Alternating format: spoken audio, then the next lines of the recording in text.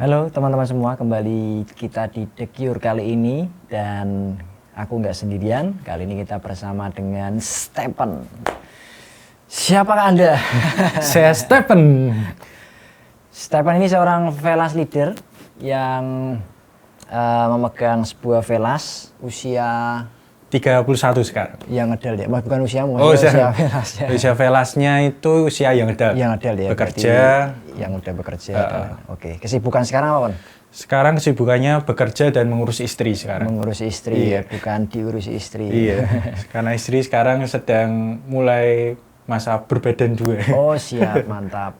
Nah, kerjaannya sebagai Pekerjaannya itu sebagai medical representative. medical representative. Bahasa lainnya sales gitu. Iya, gitu. sales obat. Bahasa kerennya itu. Iya. Tapi sebelum bisa sampai ke sini, kan Stephen dulu kita mau sedikit flashback ya. Yang dulu kan, karena biasanya kita sebelum bekerja, kalau di Indonesia ini kan kita udah seperti sebuah template ya. Semua orang dari SD, SMP, SMA, kuliah. Nah, setelah kuliah kita bekerja. Nah, biasanya struggle-nya anak-anak kuliah itu adalah skripsi. Skripsi gitu ya, Bos ya. Skripsi. Nah, waktu itu kamu sempat berhenti berapa lama? Hampir 7 tahunan mungkin kali ya. 7 tahun. Mungkin ya. Itu berarti bisa 5 tahun lebih lah pokoknya. Dapat SD sekali lagi ya. Iya, bisa SD itu. 7 tahun ya. Udah bisa ngulang SD lagi satu kali itu.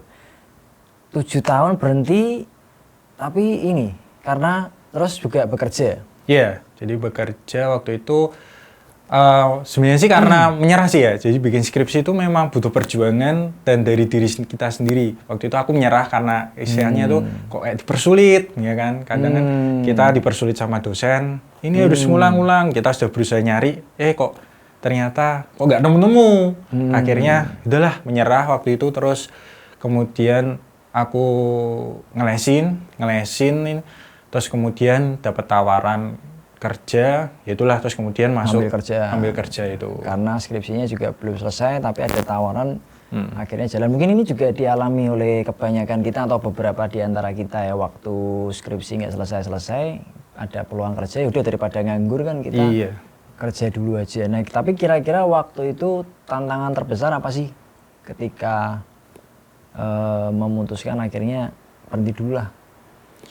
Kalau sempat berhenti lama itu karena memang waktu itu udah pengen nyerah, udahlah. Ya walaupun orang tua masih sedikit ngomel-ngomel masih kan, ya Bu dikerjain selesaiin gitu kan. Tapi karena tinggal sedikit lagi. Tinggal dikit lagi, cuman dari dalam diriku udah kayak menyerah, kayak waduh ini kayak tidak ada harapan. Dengan ya. beberapa faktornya yang menumpuk tadi ya. Iya. Dari pihak dosennya, kemudian mungkin soal waktu. Terus akhirnya juga ada pekerjaan. Iya, jadinya terus waktu itu juga teman kantor juga sempat nyaranin, kamu enggak gitu sambil nyelesain skripsi. Cuman ada waktu itu aku mikir, udahlah aku fokus kerja dulu, fokus kerja gitu kan. Karena apa namanya, istilahnya tuh aku bersyukur bisa dapat pekerjaan di sini, diterima di pekerjaan di sini. Jadi udah aku mau fokus dulu bekerja. Tanpa ijazah S1. Terus kemudian berjalan bekerja berapa tahun, terus mulai membina hubungan, kemudian terus dapat info juga sih waktu itu dari saudara, dari keluargaku, itu ini ada kampus nih, bisa kuliahnya hari Sabtu. Nah kebetulan tempat kerjaku Sabtu itu libur. Kalau masih dinerusin di kampus yang lama, itu agak susah juga karena waktunya kan ngambil hari biasa, sedangkan aku kerja posisi di luar kota, jadi nggak mungkin bisa bolak-balik Semarang ke luar kota sana, jauh sekali. Sebelumnya apa dulu yang kamu rasakan ketika itu nggak selesai-selesai? Kan pasti, kan gini ya, kamu kan pelayanan, terus di sisi lain juga ini tanggung jawab bahwa kita tuh kuliah, skripsi ya harus diselesaikan. Ada nggak kepikiran ya entah yang mengganggu pikiranmu ketika skripsi itu belum selesai? Pasti ada sih. Kalau aku tuh ngerasa waktu itu ya sebenarnya sedikit agak malu ya. Waduh kok aku sebagai malu pertama leader, ya kan leader kok skripsi nggak selesai. Nanti kalau dilihat anak-anak jadi contoh yang baik. Itu pasti ada. Pasti ada. Itu kayak nggak bisa jadi contoh. Seberapa mengganggu kamu gitu? Kalau mungkin kalau waktu kumpul temen ngobrol-ngobrol gitu mungkin nggak terlalu ganggu, tapi waktu kita nggak ketemu temen kadang itu mulai merenung kan, kok ya. Malah pas nggak ketemu temen ya? Iya. Tapi kalau pas ketemu temen kan ditanya skripsimu piye? Nah itu juga beban sih. Tapi kadang juga, temen, kalau temen si Komsel gitu kan mereka jarang tanya. Lama-lama biasa juga kali ya? Ya lama-lama, tapi awal-awal tuh wah itu kayak menanggung beban mental, menanggung malu. Rasanya pelayan Tuhan tapi kok tidak bisa jadi contoh gitu loh. Terus apa yang kamu lakukan di masa itu? Waktu Ketika itu kan beban banget ya?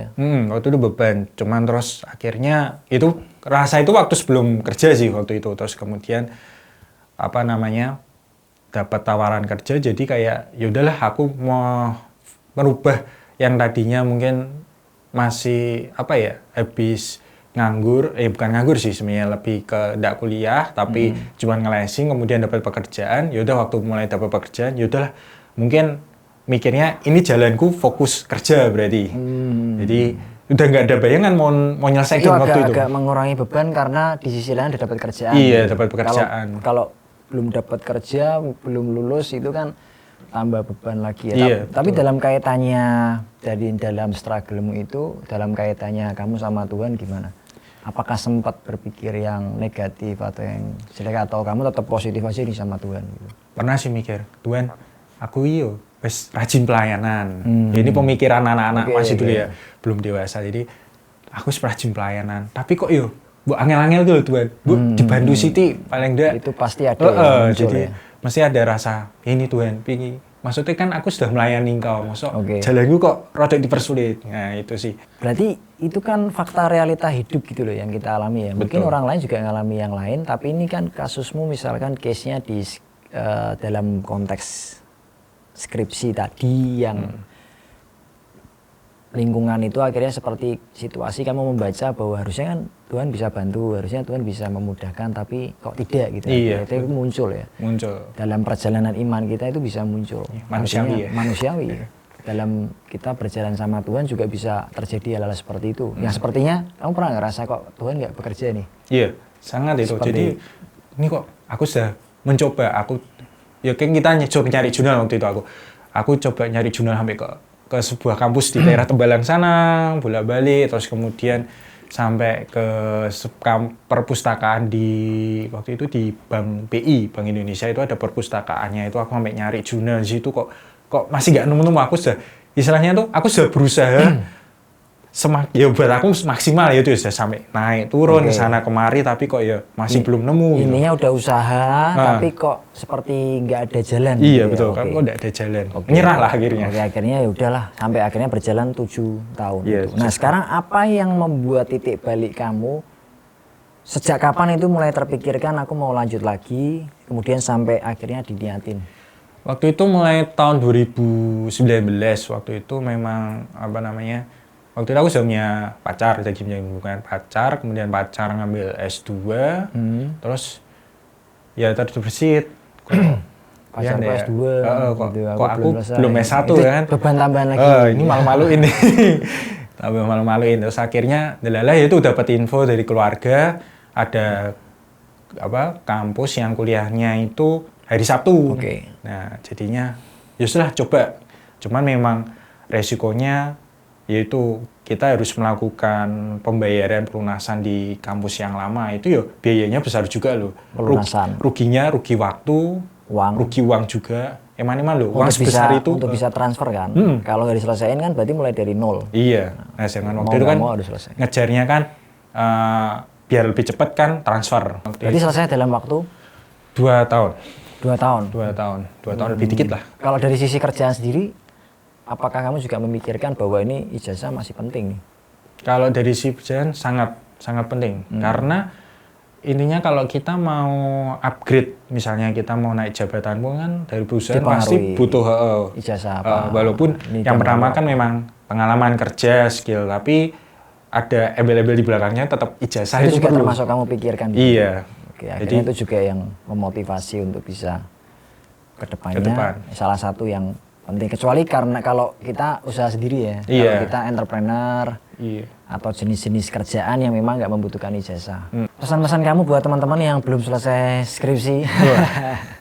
buat teman-teman yang belum selesai skripsi 7 tahun loh ini ya. 7 tahun ya.